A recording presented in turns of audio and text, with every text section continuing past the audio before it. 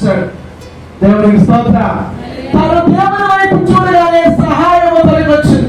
తను ప్రార్థన చేయగానే దేవుని దూత తనకు సహాయం చేయడానికి దిగి వచ్చింది. దేవుని యొక్క ప్రశస్తమైనటువంటి తీవ్ర ఆశీర్వాదం తన మీదకి వచ్చింది. వేకువ జామునే తన యొక్క అన్న ఈ యొక్క యాకోబుని కలుసుకొని ఆ యాకోబు మెడ మీద పడి ముద్దాడాడు. ఆమేన్, హల్లెలూయా. కారణం ఏమిటి? దేవుని యొక్క కార్యము. తన అన్న మనసును మార్చేశాడు. 400 మందిని వేసుకుని కోపోద్రేకుడై వచ్చినటువంటి అన్న, యాకోబును చంపడానికి వచ్చిన అన్న ముద్దుగా వెళ్ళిపోయి యాకోబు మీద పడి ముద్దాడుతూ ఉంటే మిగతా 400 మంది ఏం చేయాలి అర్థం కాదు. నేను ఎందుకు వచ్చి ఎంత కష్టపడి అరే ముద్దు పెట్టుకోవాలని రావడానికి 400 మంది ఎందుకు అనగా ఎందుగా జరిగిందనే ఆలోచన ఎవరికి పెట్టాక మనకు ఆలోచన అప్పట్లేదు. ఎందుగా జరిగింది, ఎలా ఇలా జరిగిందని దేవుడు ఏశావు మనసు మార్చేశాడు రాత్రికి రాత్రి. దేవుని స్తోత్రం, హల్లెలూయా. గమనించండి, 121వ కీర్తనలో మనం చదువుతాము. ఆ యొక్క మొదటి 2 చరణాలని కూడా అక్కడ మాటలో భక్తుడైనటువంటి దావీదు రాస్తూ ఉంటాడు. కొండల తట్టు నేను కన్నులెత్తి చూసినాను, నాకు సహాయం ఎక్కడి నుంచి వచ్చును? యెహోవా వలన నాకు సహాయం వచ్చును. ఆమేన్, హల్లెలూయా. కొండల తట్టు నేను కన్నులెత్తి చూసినాను, నాకు సహాయం ఎక్కడి నుంచి వస్తుంది? యెహోవా వలన నాకు సహాయం వస్తుంది. నేను ఎవరి వైపు చూస్తున్నాను? యెహోవా వైపే చూస్తున్నాను. నాకు సహాయం చేయమని, నాకు కావలసిన అవసరం ప్రకారం పరిష్కారం ఇవ్వమని, నా ఇబ్బంది తీర్చమని, నా లోటు తీర్చమని నేను దేవుని వైపు చూస్తున్నాను. ఎందుకంటే నాకు సహాయం రాగలిగినటువంటి బలమైన భరోసా నా దేవుని మీద ఉంది. దేవుని స్తోత్రం. నాకు దేవుడు సహాయం చేస్తానంటే ఒక కార్యం జరిగింది. అది ఏమిటి? 2 కుమారులు యవనస్తులు 10th క్లాస్ చదువుతున్నాడు బాబు, అలాగే 2nd ఇయర్ ఇంటర్ చదివేటటువంటి ఆ యొక్క 2వ బాబు. వీరిద్దరి యొక్క తండ్రి హఠాత్తుగా మరణించాడు. తల్లి దూరంగా వెళ్ళిపోయింది. ఇప్పుడు వీళ్ళిద్దరూ కూడా ప్రార్థన అయిన తర్వాత, ఆ యొక్క కార్యక్రమం ఆదరణ గుడికి అయిన తర్వాత వీళ్ళిద్దరూ వచ్చి కూర్చున్నారు. నా దగ్గర కూర్చొని అంటున్నారు, పాస్టర్ గారండి, అయ్యగారండి, ఇప్పటి వరకు మేము అది చేయకూడదు, ఇది చేయకూడదు, అలా ఉండాలి, ఇలా ఉండాలి అని మీరు నా వైపు చూడాలి, నన్ను చూసి నేర్చుకోవాలని మా తండ్రి చెప్పేవాళ్ళండి. మా తండ్రి ఉన్నారని, మా నాన్న ఉన్నారని మేము ధైర్యంగా ఉన్నాం. ఏదైనా ఆయన చెప్తారని, గద్దిస్తారనే భయం నాకుంది. ఈ తప్పు చేస్తే మా నాన్న గద్దిస్తాడు, ఈ తప్పు చేస్తే మా నాన్న ఊరుకోడు, ఇక్కడికి వెళ్తే ఊరుకోడు, సమయానికి రాకపోతే ఊరుకోడు, పనికి వెళ్ళి డబ్బులు తీసుకొచ్చి ఇవ్వకపోతే ఊరుకోడు, జాబ్కి వెళ్ళి చిన్నాన్ని ఇవ్వకపోతే ఊరుకోడు అనే భయము, మా నాన్న భయం నాకుండేది. ఇప్పుడు మా నాన్న లేరు, మాకు భయం చెప్పేవారు లేవు, మేము చెడిపోతామేమో అని భయం వేస్తుందండి. అంటే ఎవరు లేక చెడిపోతారు? చెప్పేవారు లేక చెడిపోతామేమో అని భయం వేస్తుందండి అన్నారు 2 కొడుకు. నాకు ఆశ్చర్యం వేసింది. ఈ రోజు చెబుతున్నా వినేవారు లేరు, చెబుతున్నా వినేవారు లేరు. ఇది మంచిగా తీసుకుంటే నువ్వు చెప్పొచ్చావు రోజుల్లో ఉన్నా. కానీ ఇప్పుడు ఏమంటారు తెలుసా? మా నాన్న మాకు చెప్పడానికి లేరు, ఇప్పుడు మాకు చెప్పేది ఎవరు? కొత్తగా ఇంటి నెంబర్ చెప్పేది ఎవరు? వచ్చినటువంటి జీతాన్ని శ్రద్ధగా వాడుకోమని చెప్పేది ఎవరు? నా వైపు చూడాలని చెప్పేది ఎవరు? మా పరిస్థితి ఏంటి అని అనిస్తా ఉన్నారు.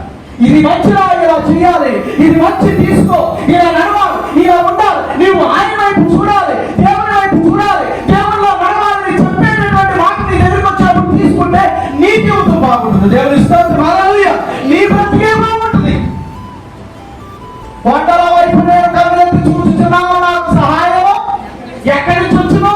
పంటలు, పంటలు, లోయలు, పంటలు, ఉన్నవారు, అయినవారు, బంధువులు, ఆప్తులు, ప్రియులు, ప్రాణభేద స్నేహితులు, రక్త సంబంధులు, వీరు నీకు చెప్పినా నీకెక్కదు, వారు చెప్పరు. క్రమంలో ఆశీనుడైన వారు నీ యొక్క జాగ్రత్తలు, బాగోగులు చూసుకోవడానికి ఇష్టపడుతున్నారు. దేవుని స్తోత్రం, హల్లెలూయా. నీవు స్వీకరిస్తే, ఆయన చెప్పిన వాక్కును నువ్వు స్వీకరిస్తే, ఆయన వాక్యానుసారంగా నీవు నడిస్తే నీవు తండ్రివి, తండ్రులు అవుతావు. దేవుని స్తోత్రం. ఇక నుంచి నువ్వు యాకోబు కాదు, నా మాట విన్నావు కనుక నీవేమని పిలువబడతావు? ఇశ్రాయేలు. దేవుని స్తోత్రం. ప్రభువా, నాకు చెప్పేవారు నీవే, చేయాలో చెప్పు, నేను ఎలా నడుచుకోవాలో చెప్పు. నేను నీ వైపే చూస్తున్నానయ్యా. నా యొక్క అన్ని నీవే, నా ఆధారం నీవే, నా రక్షణకర్తవు నీవే, నాకు సమస్తము సమకూర్చున్నావు నీవే. నేనేమై ఉండాలో సమస్తమును కూడా నీవు సెటిల్ చేసిన వాడు కనుక చెప్పు, వర్షలేదు నేనేం చేయాలి, ఎలా ఉండాలి అనే భావనతో ప్రతి ఒక్కరు ప్రార్థన చేయాలి. దేవుని స్తోత్రం. ఆ యొక్క విధానంతో కూడినటువంటి భక్తి జీవితాలను ప్రదర్శించాలి. లేఖన భాగంలో మనం చదువుతాము. ఇదిగో 3వ అధ్యాయం అపొస్తలుల కార్యములో ఆ యొక్క 2-3 వచనాలు మనం చదివినట్లయితే అక్కడ ఆ యొక్క రైట్ టైంలో సాయంకాల సమయంలో 3 గంటలకు ప్రార్థనా సమయంలో పేతురు, యోహానులు వారిరువురు కూడా శృంగారముల దేవాలయానికి ప్రార్థించుకోవడానికి వెళ్తున్నారు.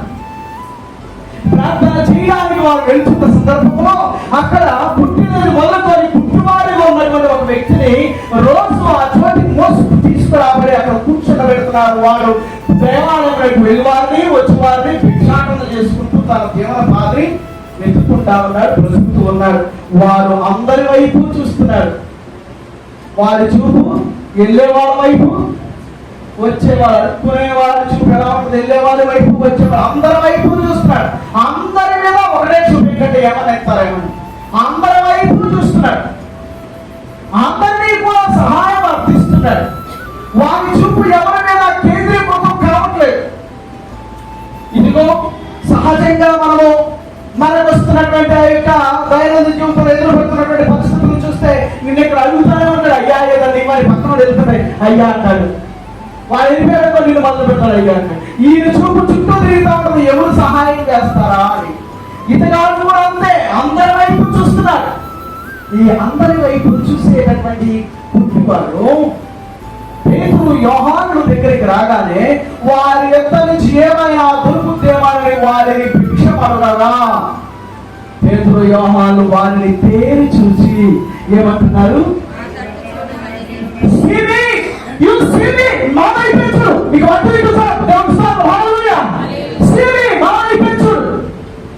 నా మాట విను, నన్నే ఫాలో, నా వైపే చూడు, నా మాట తీసుకో. మాకంటే మిగతా వాళ్ళు వెళ్ళిపోతున్నారు. వాళ్ళన్న మాట చూడండి, you have to see me only. దేవుని స్తోత్రం. హల్లెలూయా. మాకంటే చూడు, కొండల తట్టు చూడు మాకు, కొండల తట్టు చూడు మాకు, వెళ్ళిపోయిన వారి చుట్టూ చూడు మాకు. ఇదిగో నీ అన్న చెప్పడానికి వస్తున్నాడేమో, వారికి ఏ రకంగా నేను సెట్ చేయాలో, సాధ్యం చేయాలో, ఎవరిని అంటే పెద్దవాళ్ళు మధ్యవర్తులు పిలుద్దామని చెప్పి వాళ్ళ వైపు చూడు, నా వైపు చూడు. యాకోబు దేవుని వైపు చూడడం నేర్చుకున్నాడు. దేవుని స్తోత్రం. కనుకనే యాకోబు ఏమయ్యాడు, ఇశ్రాయేలీయుడు. దేవుని స్తోత్రం. హల్లెలూయా. నీకు దేవుని రాత్రి కాలం సమయంలో ప్రతి చోట ప్రతి సమయంలో కూడా దేవుని యొక్క లేఖన భాగంతో మాట్లాడుతున్నాడు. ఎవరో తెలుసు, ఎవరి వైపు చూడు, దేవుని వైపు చూడు. ప్రతి పరిస్థితిలో కూడా ప్రభు పాదాల వైపు చూడు, ఆయన మోకాళ్ళ యొక్క వైపు చూడు, ఆయన యొక్క సన్నిధి వైపు చూడు, ఆయన యొక్క కృప వైపు చూడు. ప్రభువా, నీవు లేకపోతే నాకు సహాయం ఎక్కడ చూస్తుందయ్యా, నీవు అనుగ్రహించకపోతే నా పరిస్థితి ఏంటయ్యా అని రకంగా చూడు. ఇదిగో పేతురు, యోహానులు అన్న మాట నాకు చాలా ఆశ్చర్యం వేసింది. మా వైపే మనం ఎప్పుడైనా అడుక్కునే వస్తే అంటాం అట్లాగా, అయ్యా ఏ మా వైపు చూడమ్మా, ఆ వైపు చూడయ్యా అక్కడనేది అటు అది అటు చూడు, ఇటు చూడు, ఇటు చూడు, అటు చూడు, చుట్టూ చూడగానే మా వైపే చూడని ఎవ్వరు అనరు. కానీ మీరేమంటారు తెలుసా, అటు ఇటు చూడవాకు, ఎవరి వైపు చూడవాకు, మా వైపే తేరి చూడు. దేవుని స్తోత్రం. మా వైపే ఎలా చూడమన్నా చదవలేక స్పష్టంగా చదవండి. అందుకు పేతురు, యోహానులు వారిని చూసి ఏమంటున్నారు, మా తట్టు వారిని తేరి చూసి మా తట్టు. దేవుని స్తోత్రం. హల్లెలూయా. మా తట్టే ఆపు, మా తట్టే చూడు అనే. హల్లెలూయా. మరి నీవు ఎవరి వైపు చూస్తున్నావు? వాళ్ళ వైపు, వీళ్ళ వైపు, ఎవరెవరి వైపు కదా. అవసరం వస్తే కొండల వైపు, గుట్టల వైపు, ఎవరో నాకు సహాయం చేస్తారని ఎవరెవరి వైపు చూస్తూ ఉంటారు. నీ ప్రాణాపాయ స్థితి వచ్చినప్పుడు కూడా నువ్వు దేవుని వైపు చూడడం నేర్చుకో. దేవుని స్తోత్రం. హల్లెలూయా. నీ యొక్క జీవితాన్ని సంపూర్ణంగా దేవుని పాదాల దగ్గర సమర్పణ చేసుకోవడం నేర్చుకో. వారి వైపు చూస్తా ఉన్నాడు, తేరి చూస్తా ఉన్నాడు. ఏమన్నా వీళ్ళ దగ్గర దొరుకుతేమో, నా అవసరం తీరుతేమో, నా అక్కడ తీరుతేమో, ఒకేసారి నేను ఎక్కడలాగా మోసుకొని రాబడకుండా, నేను మళ్ళా అడుక్కోకుండా ఒకేసారి నా జీవితకాలం అంతా సరిపడా డబ్బులు ఇచ్చేస్తారేమో వీళ్ళు, నాకు కావాల్సిన జీవితం నిండా డబ్బులు నిండిపోతాయేమో, ఈ రోజుతో నా బాధలు తీరిపోతాయేమో, నాకు అవసరం తీరిపోతుంది, ఇంకా కూర్చుంటే వచ్చేమో, నాకు బోర్డని డబ్బులు వచ్చేస్తాయి అని వీళ్ళు ఇంకా పెట్టకలు చేసుకుని అయ్యా అంటే ఏమి లేవని వెండి బంగారము మా దగ్గర లేదు. దేవుని స్తోత్రం. హల్లెలూయా. ఈ ఆలోచన ఎట్లా వచ్చేసి ఏమండి, నాకు బోర్డు డబ్బులు వచ్చేస్తాయి, నా అవసరం తీరిపోతాయి, నీ ఇంటికాలే కూర్చుని తినొచ్చు అనుకోగానే వెండి బంగారము మా దగ్గర అయినాను మా వైపు చూడు. దేవుని స్తోత్రం. మా కలిగిందే మేము మీకు ఇస్తాం.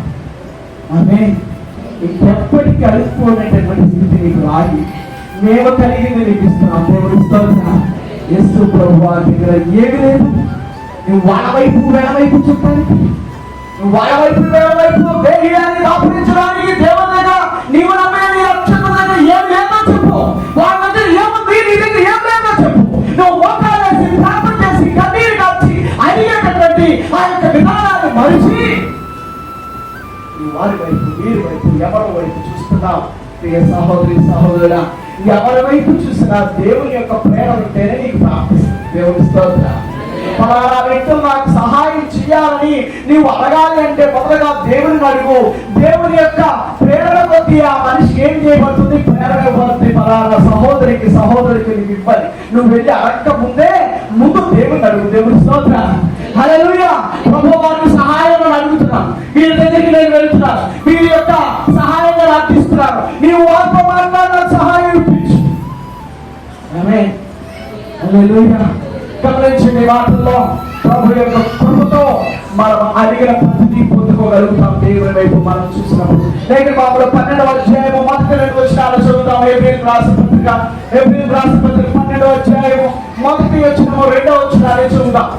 ఎంత గొప్ప సాక్షి సమూహము మేఘముల మనల్ని ఆవరించి ఉన్నందున ఏమందుమో ప్రతి భారమును సులువుగా చిక్కులు పెట్టు, పాపమును విడిచిపెట్టి విశ్వాసములకు కట్టయు దానిని కొనసాగింపచేయు యేసు వైపు చూచుచు మన ఎదుట ఉంచబడిన పందెములో ఓపికతో పరిగెత్తు. దేవుని స్తోత్రం. హల్లెలూయా. ఎవరి వైపు చూస్తూ మన దైనందిన జీవితాన్ని ముందుకు నడిపించాలి? యేసు వైపు చూచుచు, దేవుని వైపు చూచుచు. దేవుని స్తోత్రం. మనకున్న ప్రతి పరిస్థితిని కూడా దేవుని వైపు చూచుచు ఓపికతో ముందుకు పరిగెత్తాలి. మనకు ఉంచబడినటువంటి పందెపు రంగంలో, మనకు ఉంచబడిన జీవనోపాధి, జీవన గౌరవంలో ఓపికతో దేవుని వైపు చూచుచు ముందుకు వస్తాను. దేవుని స్తోత్రం. హల్లెలూయా. ఒక బలమైనటువంటి సంగీత విద్వాంసుల గురించి చెప్తాను నేను. చాలా గొప్ప సంగీత విద్వాంసులు మన భారతదేశంలో, మన యొక్క బాలీవుడ్ లో బాగా చెప్పుకునేటటువంటి సంగీత విద్వాంసుల గురించి చెప్పగలుగుతారా? మీకు తెలిసేవాడు ఎవరైనా? ఏఆర్ రెహమాన్, ఇంకా లేరా? పెద్ద వాళ్ళు లేరా సంగీత విద్వాంసులు? ఇళయరాజా చక్కటి స్వరాన్ని అందిస్తాడు, మంచి పాటలు, మంచి సంగీతం అందించే, స్వరకల్పన చేసేటటువంటి రాగాలు తీసేవాళ్ళు చాలా మంది ఉన్నారు, సంగీతాన్ని వాయించే వాళ్ళు చాలా మంది ఉన్నారు. ప్రపంచంలో ఒక వ్యక్తి ఉన్నాడు, అతగాడు ఆర్గాన్ బాగా ప్లే చేస్తాడు. మెండల్సన్ అనే వ్యక్తి.